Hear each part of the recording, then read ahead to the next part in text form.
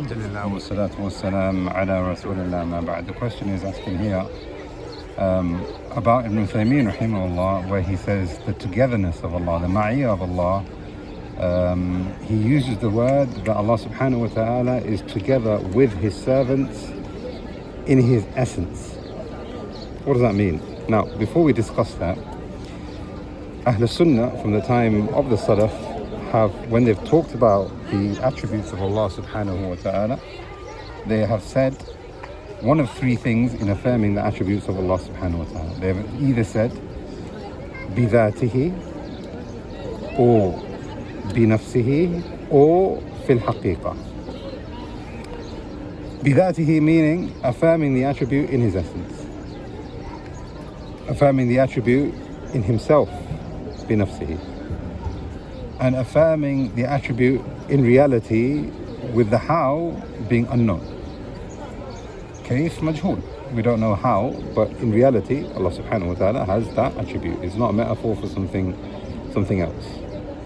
This is the manhaj and the approach of Ahl Sunnah when it comes to the attributes of Allah. So for example, Allah istawa al-arsh, Allah rose above his arsh, Dhatihi, with his essence. Allah istawa al-arsh Nafsihi, in and of himself, he rose above the arsh subhanahu wa ta'ala. Attribute. Allah subhanahu wa ta'ala rose above his arsh in reality, fil Haqeeqah.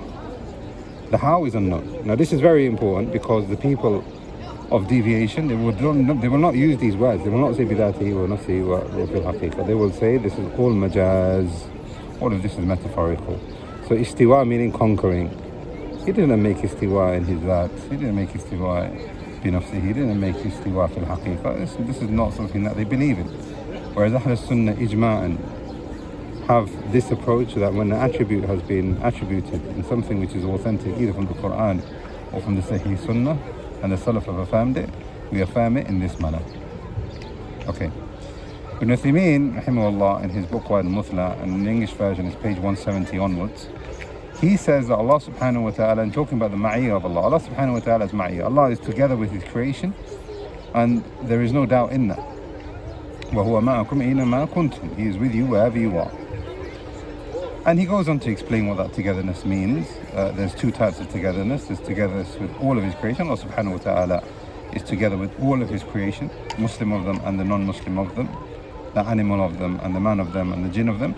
But then he is also together with his creation in support of the believers. So that's the second type of together. Now, we're not here to discuss that attribute in detail right now. What we are saying though is that he uses the word Allah subhanahu wa ta'ala is with us Dhatihi. Allah subhanahu wa ta'ala is with us Dhatihi. Now, one of the major scholars at that time when he wrote that book, Hamul al-Tuwayjiri rahimahullah, senior scholar, he took issue with Ibn Uthaymeen rahimahullah saying Dhatihi, because it seems to indicate that if a person says Dhatihi, it means that Allah subhanahu wa ta'ala is everywhere together with his servants in his essence.